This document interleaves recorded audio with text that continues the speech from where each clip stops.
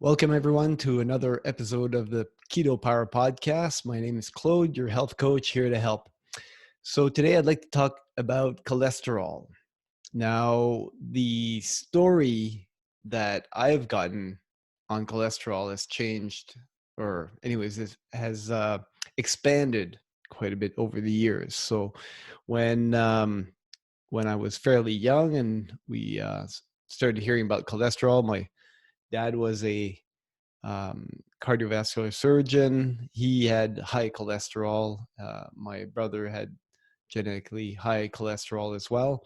And I got tested as well. I didn't seem to have a problem with cholesterol. And basically, the story was cholesterol is bad.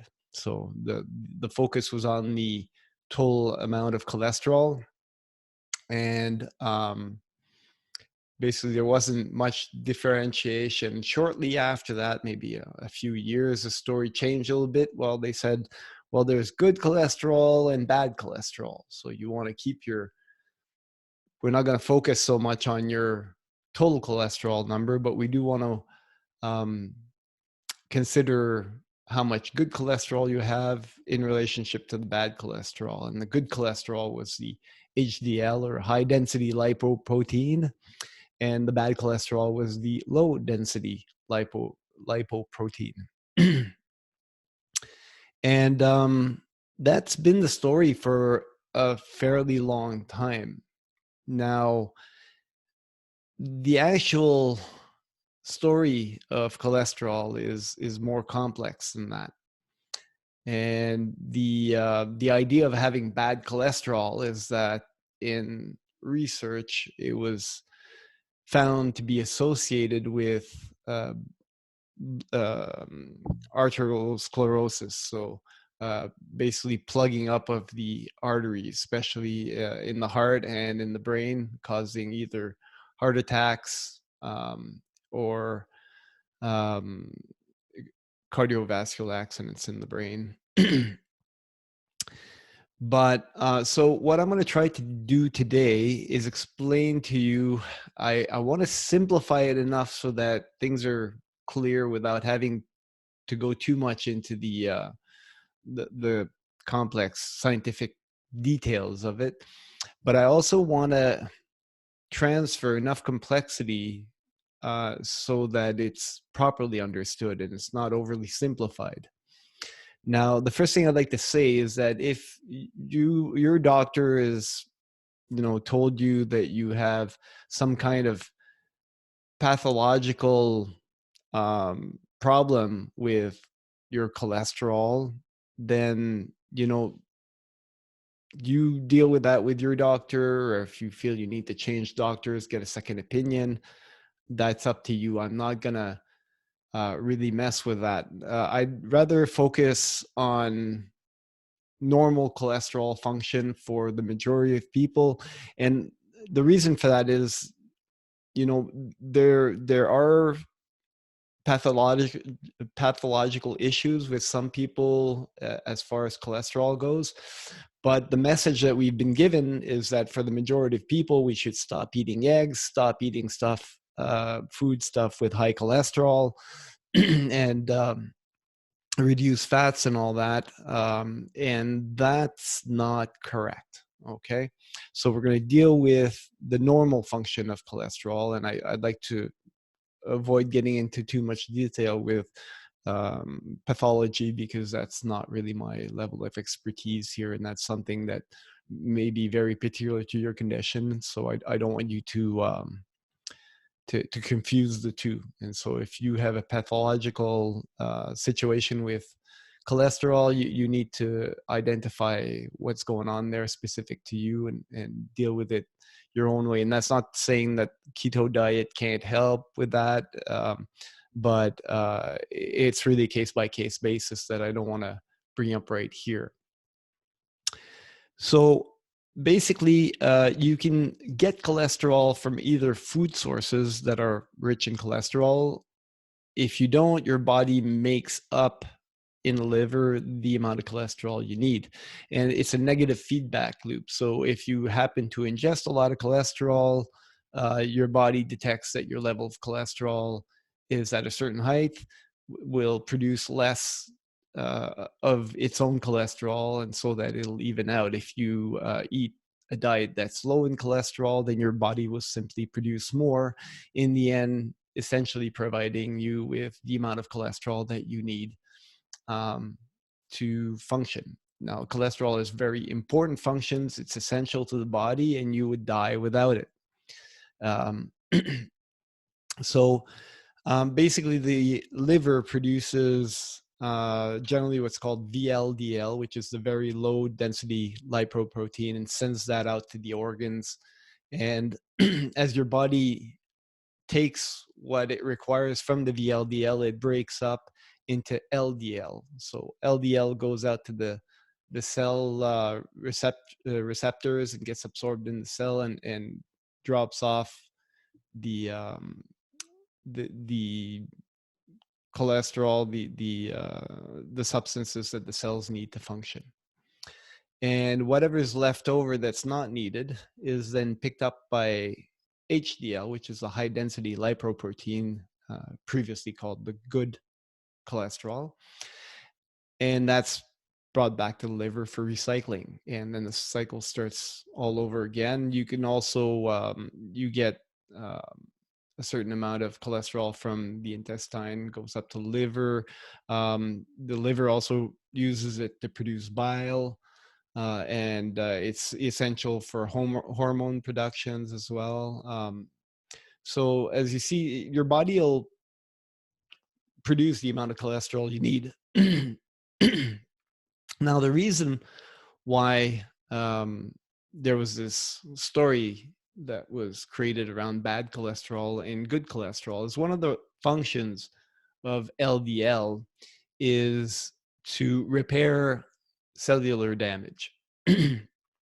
Namely in the coronary arteries, the heart arteries, in the brain, and everywhere. Now, typically, damage would be, you'd have, say, for example, traumatic damage. You'd have this temporary damage. So amongst other things, the cholesterol come in, plug some holes, and repair the cell membrane, and then your arteries can function again. Here's the problem, though. We, as a society, have had a diet that's very inflammatory, very high in sugars, very high in carbs. Eating constantly brings up insulin, also creates cellular damage. So what happens is that the damage that the cholesterol is trying to repair is chronic. So it plugs up a hole, but then there's more damage and it needs to plug up some more, and so on and so forth. So imagine you've got a highway crash, and so everything comes at a standstill, and the ambulances rush in to pick up the wounded, and it creates this clogging because the ambulance workers are trying to get in there and function. And now imagine blaming the ambulances for the problem. So you could say there's an association between ambulances and car accidents, but it's not cause and effect. It's very similar with LDL. So we spot an association with the presence of LDL in sites that have been damaged, and with too much accumulation of this, plugging a hole and repairing the cellular membrane, the accumulation of LDL may end up, if the problem is chronic, plugging the artery, and that can have dire consequences. But that's not to say that the LDL is the cause. So when you're looking at a diet rich in good fats, such as the keto diet, and low in sugar, low in carbs, and where it's going to allow you to fast intermittently so that you can reduce the amount of insulin that's in the blood throughout the day, then you're going to reduce that artery damage. And so the need for the cholesterol to plug up those holes will be diminished. And so you have a beneficial effect. Now, your level of cholesterol may go up, especially at the beginning, because if, for example, you have a surplus of fat on your body, and you start the keto diet, and so your body learns to consume fats and to use that as energy. Well, that fat, like imagine having oil poured into water, right? The two don't mix. So the lipoprotein, the cholesterol, is there to for the fat to be properly absorbed into the bloodstream so that it can get to where it needs to go. So if you're going to go on a diet where you're going to learn to consume your fats, well, you're going to mobilize a lot of fat, and that's going to require more cholesterol to mobilize the fat. Does it mean that that fat's going to plug up holes in damage in your arteries and it'll clog up your veins? Not necessarily. Okay, so you can get the different types of cholesterol tested individually, and even the LDL, the size of the LDL is actually on a continuum.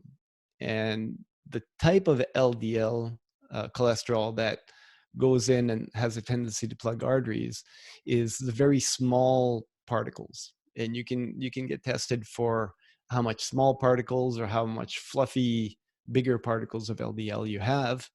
And so it gives you a better idea of if the cholesterol that you have might be a problem as well. So don't just go off your total amount of cholesterol, and don't even only go off how much HDL and LDL you have if you're worried about cholesterol. Now, a good way to find out, because we through research we've seen a really strong correlation between HDL triglycerides in relationship to the type of LDL particle you have. So if your HDL, the high density lipoprotein, anciently called the good cholesterol, is high, and your triglyceride numbers are fairly low, then that correlates to having the good kind of LDL as well. So in that case, nothing to worry about. Now, if your triglycerides are high and your HDL is low, it's the opposite. You should definitely have that investigated further. So, as you see, cholesterol is a bit more complicated than we've been told. A lot of doctors will go off your general numbers, and if they're high, they have that knee-jerk reaction to prescribe statins drugs to lower cholesterol.